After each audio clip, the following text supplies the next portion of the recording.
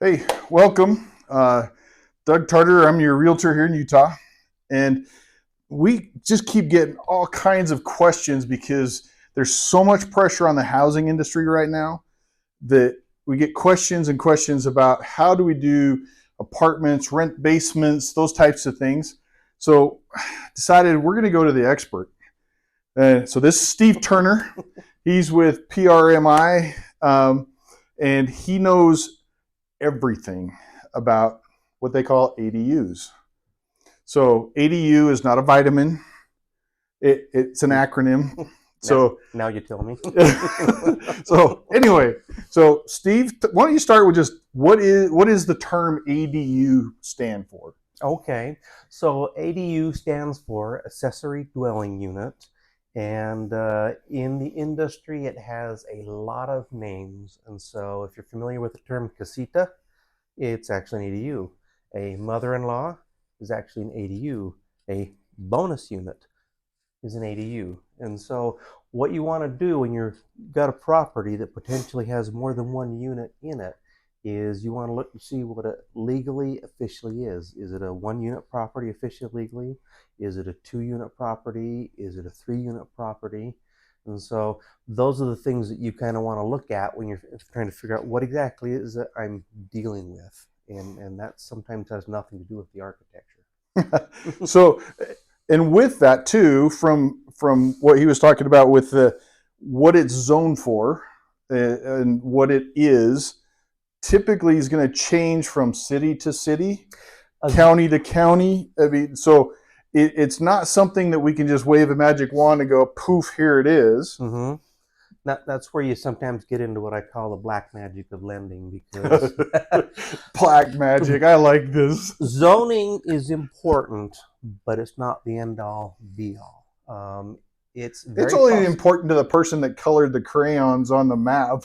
sort of. And so if you've got a property that's zoned commercial, but it's used as residential, it can be possible to do a residential mortgage on that if it's common and typical for the area and the appraiser says it's highest and best usage. And so where it can get really funky and weird is if you're doing a property like that, you might find yourself getting what's called a rebuild letter. And basically what a rebuild letter is where you get something from the city or the county, whoever the authority is, that says if this house burns down, falls down, or for whatever reason has some major repairs and needs to have some work done on it before it's livable, it can be rebuilt as it was and used as it was.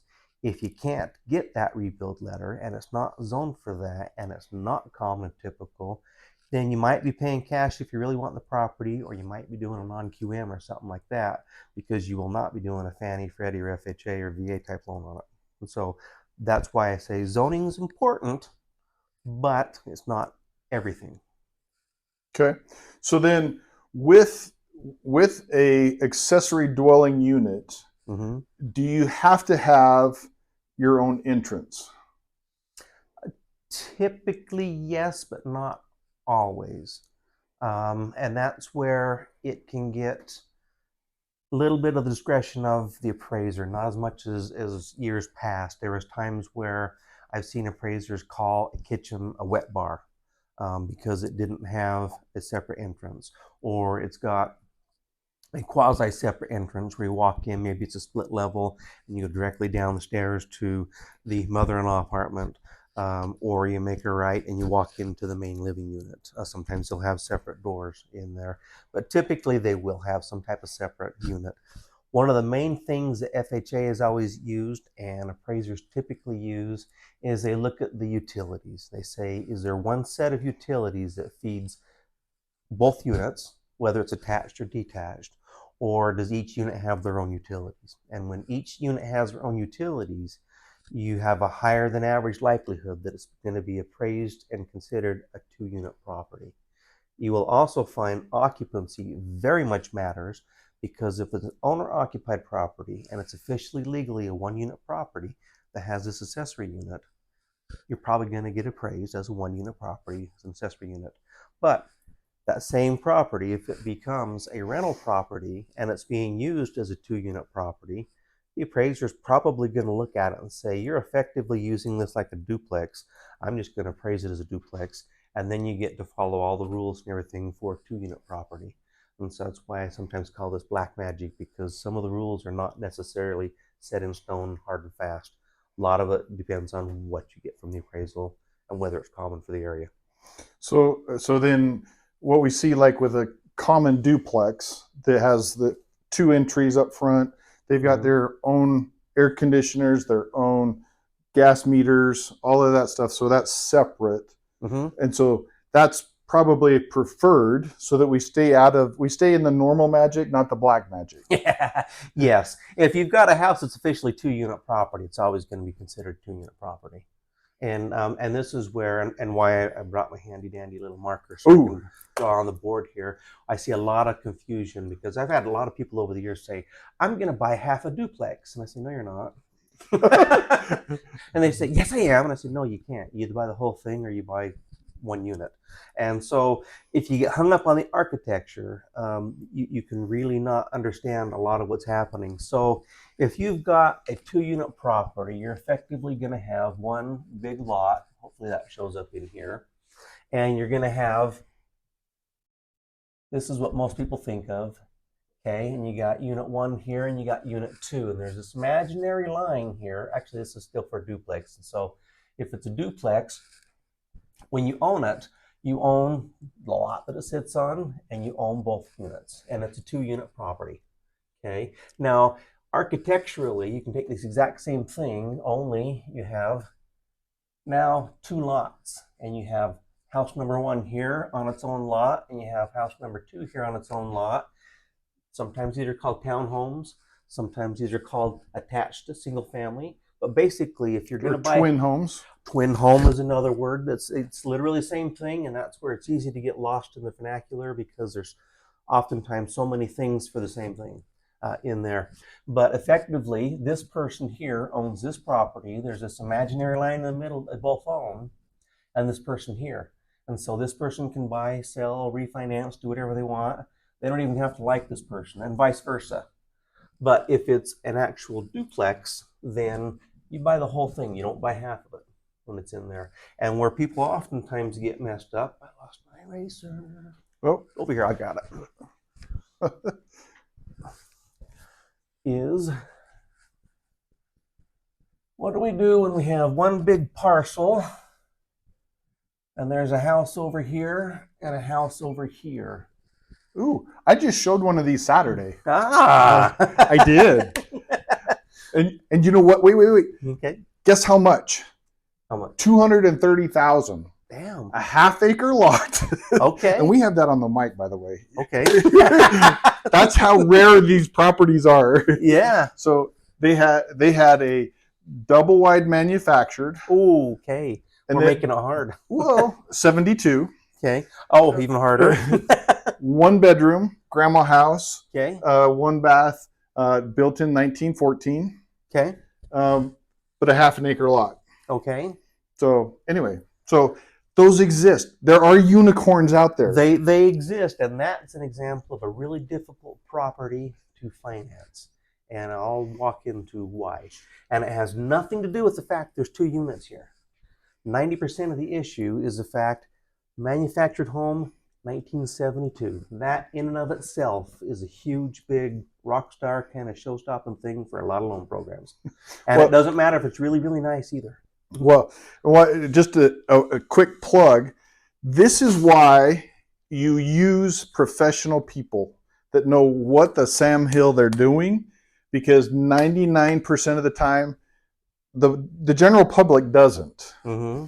So with this one, so the other real estate agent said it was a manufactured home. It was a mobile home. It was not a manufactured home. It was a mobile home on a foundation. But see, just like Steve said, it changed the game, because we were already talking about a manufactured home in 72 being an albatross. It's those you pay cash for, or you do another neat little trick I like to do, which is where you do a construction loan to remove it, put a shiny new one on, so you have something you can actually finance. There you go. There you go. So anyway, so use somebody that knows what they're doing. But So back to this, if it's one lot here, this is potentially a 2-unit property. It would be a detached duplex, or in this case, what we would have, so we got a house built over 100 years ago. This is unit number 1. This is actually a mobile home, which means it's not real property, because a manufactured home is the exact same thing, but it's been converted into real property. That's the big difference there. So this is now a potential ADU, except it's not really financed. And so some of the things that you can do with something like that. Now, the first one I'm going to mention usually gets everyone excited because no one wants to do it, especially something that's been there for 50 years, is someone comes in and they just take it off the lot. Boom, it's gone. Now you got a 1-unit property, 100 years old. Now you got to worry about is whether it's habitable, and that's very financeable. The next thing is this needs to be either removed and replaced with something that's officially an ADU, like a new, either manufactured home. But I'm going to stop right there because when your accessory unit is a manufactured home, you're going to want to talk to a lot of lenders, and you're going to find most of them are going to say no. It used to be a hard and fast Fannie and Freddie rule that they would not allow an ADU to be a manufactured home. A few years back, they opened that up, but a lot of lenders still have overlays on it, and so you'll find that in love. That's why I went ooh. so could we flip that and make this the accessory or the main, and this be the ADU? It is possible to do that, but you don't want to. Reason being, the guides and rules for manufactured home financing are separate from doing a stick-built home.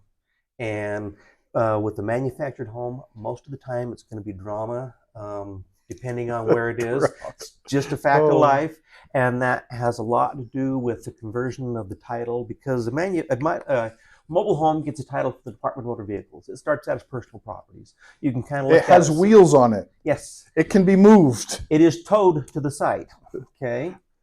And it starts out as personal property, like an RV. It's not really an RV, but it starts out that way. You have to surrender that title from the Department of Motor Vehicles and have it converted into real property. Now, in some states, really easy, straightforward, makes sense, no big deal. In other states, it's massively stupid complicated. And I have seen manufactured homes that have been sitting there for a dozen years. They've been taxed for a dozen years as real property, and then we find out somebody somewhere in the process didn't initial something, didn't sign something, didn't file something, and it's not really a manufactured home. Wow. And you also get into whether or not it has a permanent foundation, and you typically have to have a foundation inspection by an engineer. Engineers don't like doing them. They're expensive.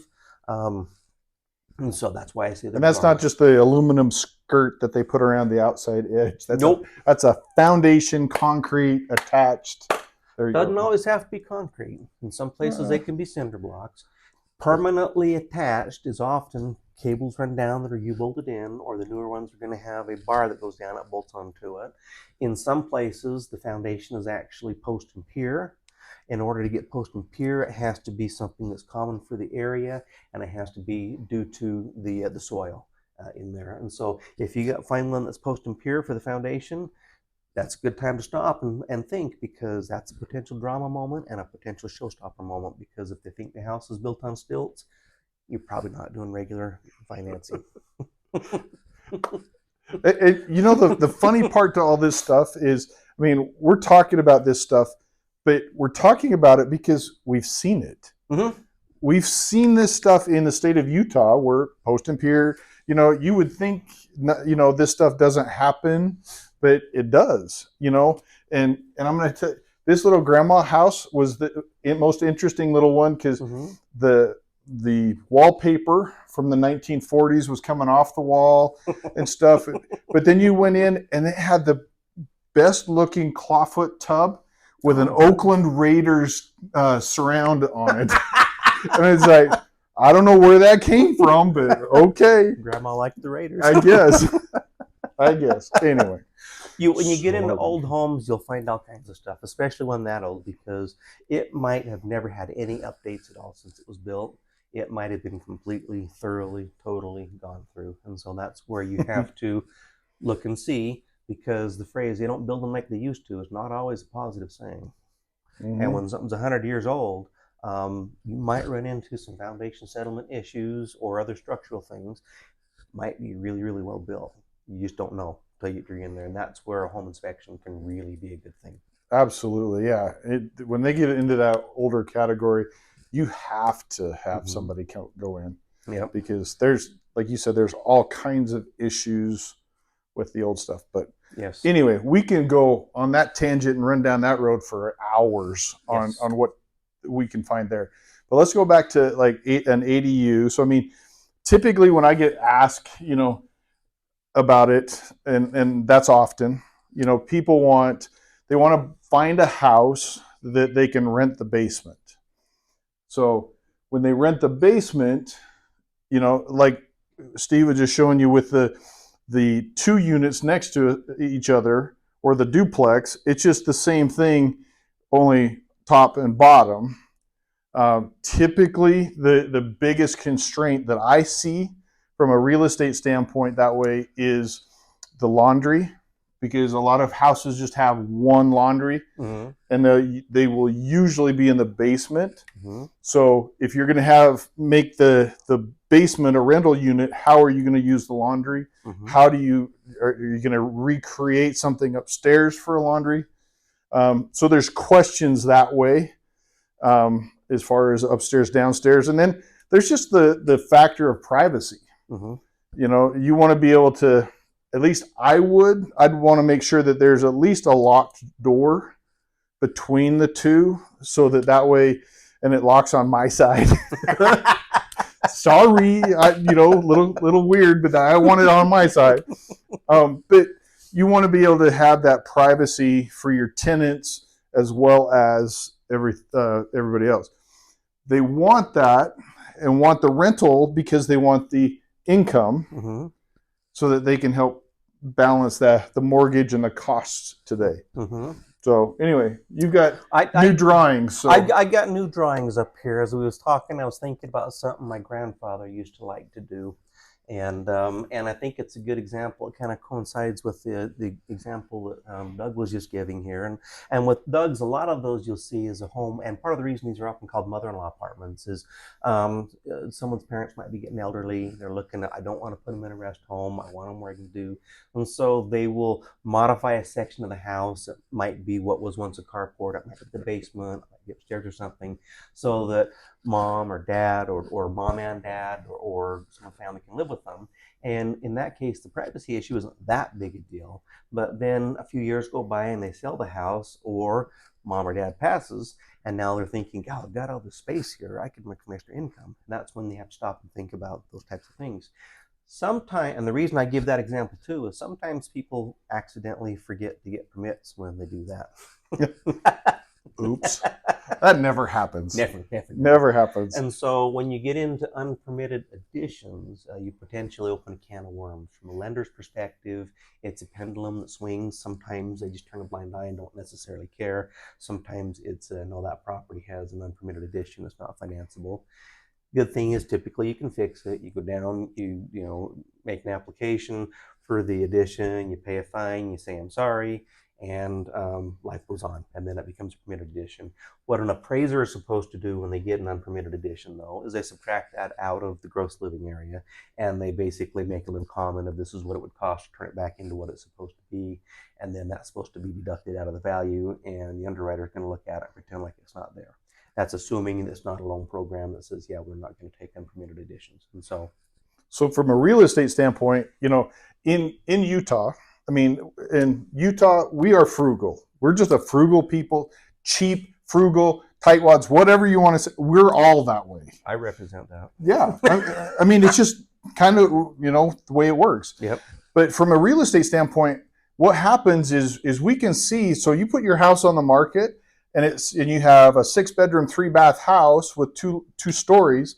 But then the first thing I'm going to do before I show it is I'm going to go to the county records, and the county records are only showing a 3-bedroom, 2-bath. And so instantly I'm seeing that, oh, hey, something wasn't permitted. Yeah. And so why is that a concern? Well, it's a concern because I don't know who built it. Is this, Billy Bob and Cletus that were, that went down there and thought they could frame, and the 2x4s are crisscrossing everywhere, and A couple the, of cases of beer and a lost thumbnail, and you got yourself an addition. yeah, or is it is the permits done, and was it done by licensed people? Mm-hmm. And that's part of that inspection, and that licensing part of it is most of the time I've experienced that it's not that bad. Mm-hmm.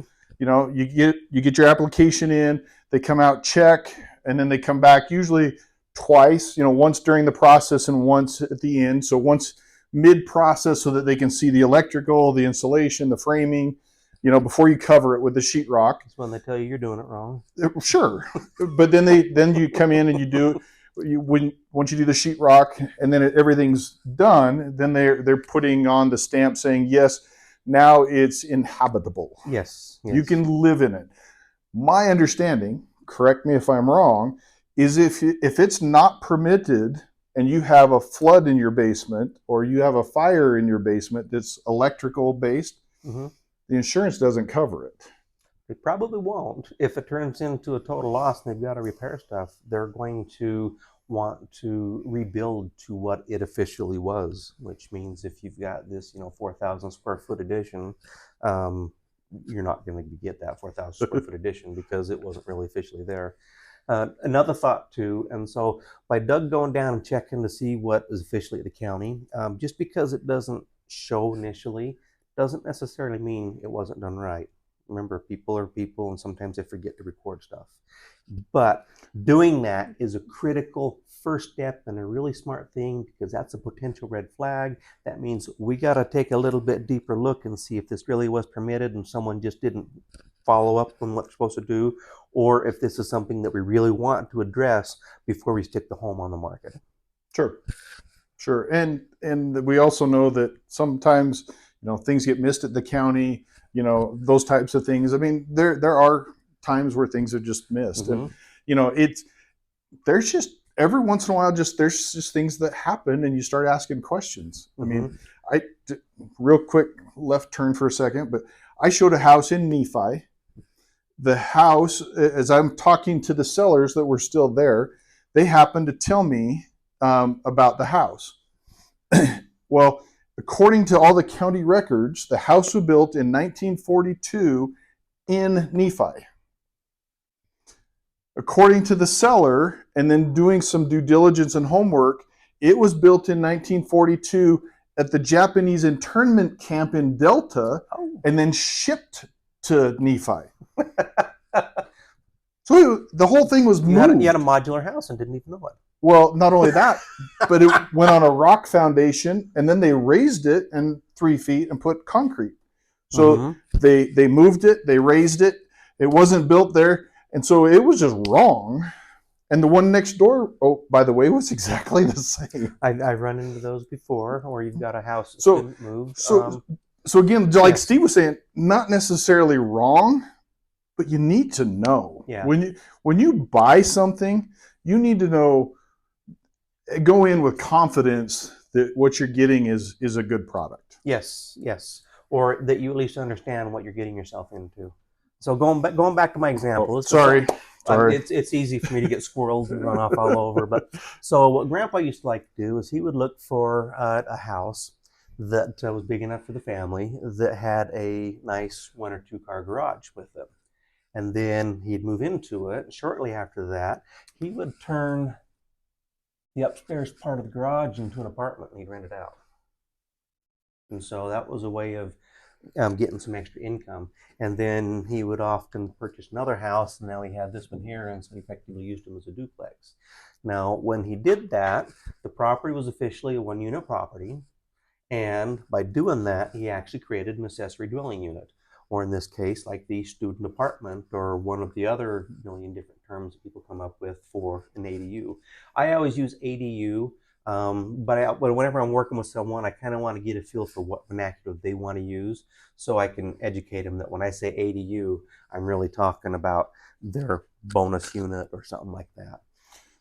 One of the terms I hear with this today is the barn dominium. So kind of that same thing. It's a barn, but you're going to go up above it, and sometimes that's their primary living residence. So I always get a kick out of barn dominium, and sometimes people get mad at me because I will tell people it's made up terms, no such thing.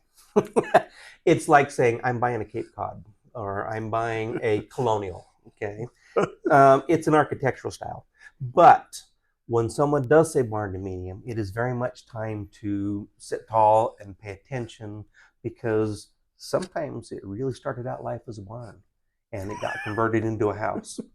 Okay, but effectively look at that would be a surprise. and I have seen them where the bottom section is a still fully functioning barn, and the upper area is a living unit.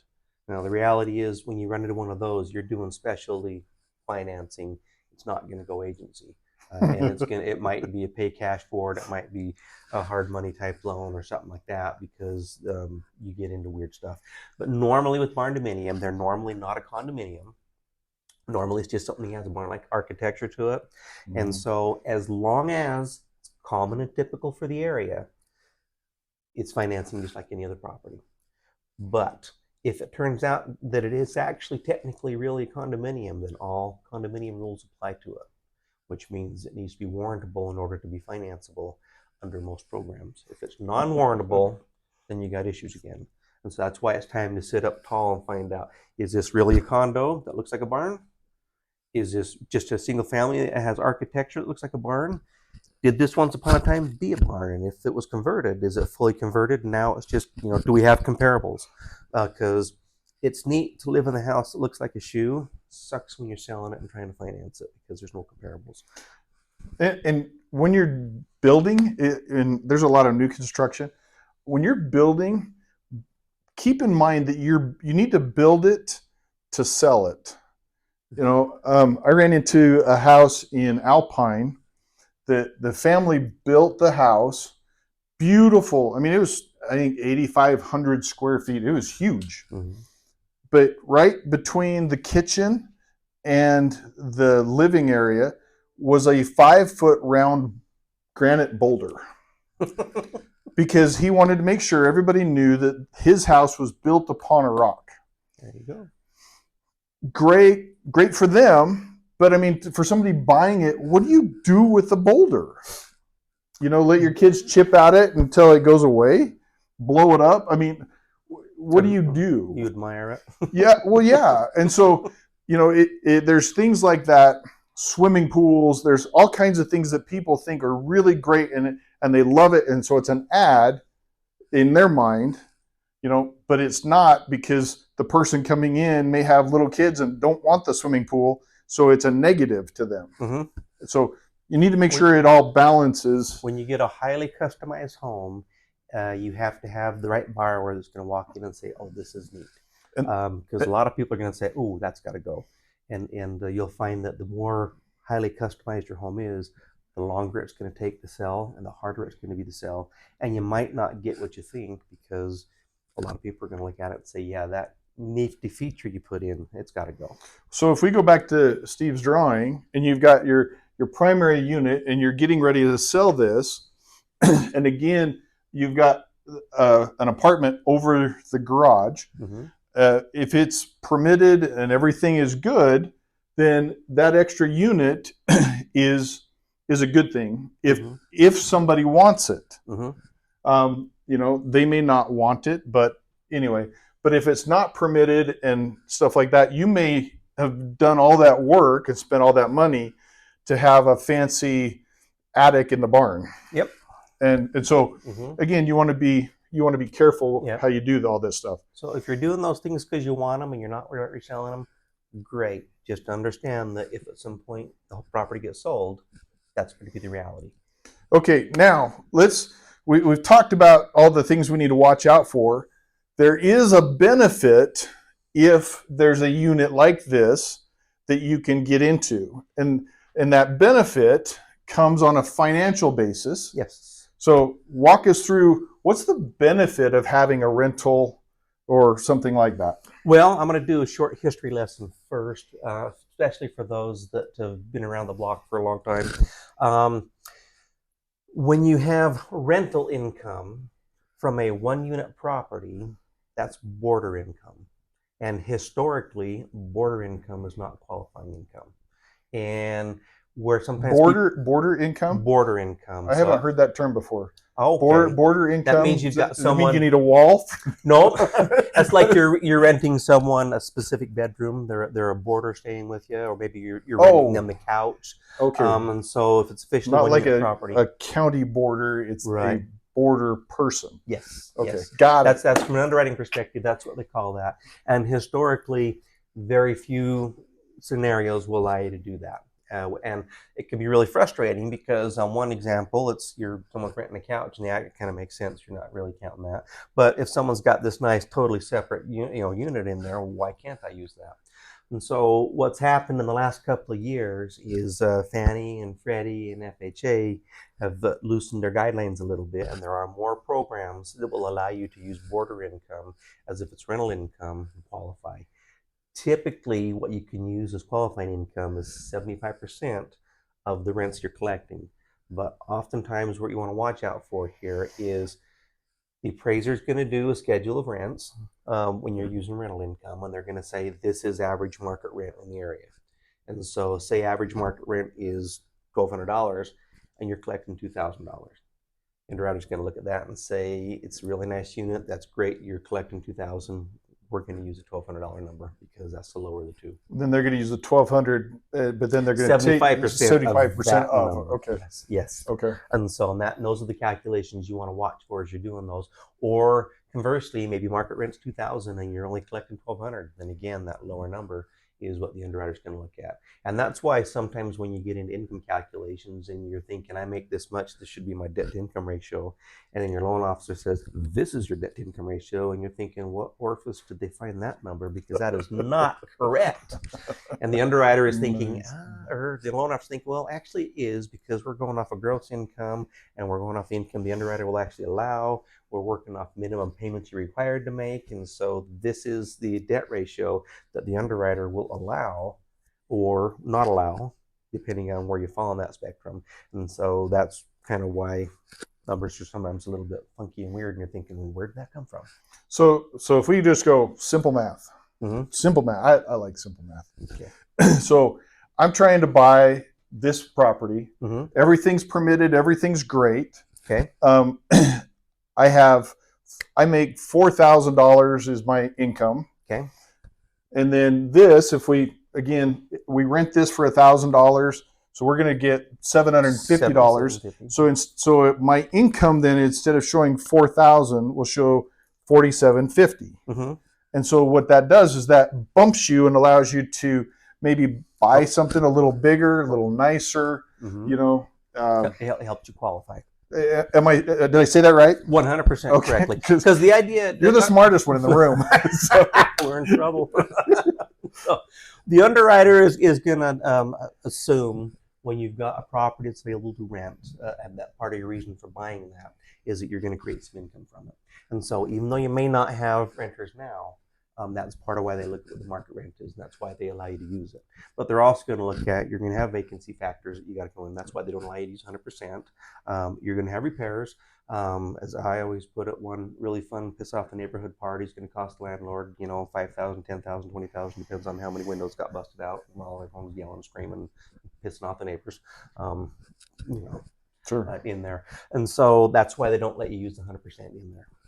Sometimes, I mean, from a city standpoint, here in Utah, we're going to speak Utah specific, but a lot of the rent part of it comes down to parking, because you've got to be able to, in the winter here, most cities require you to have your cars off of the road so that when it snows, they can plow the streets. Otherwise, they plow your car. Yeah, they just bury it.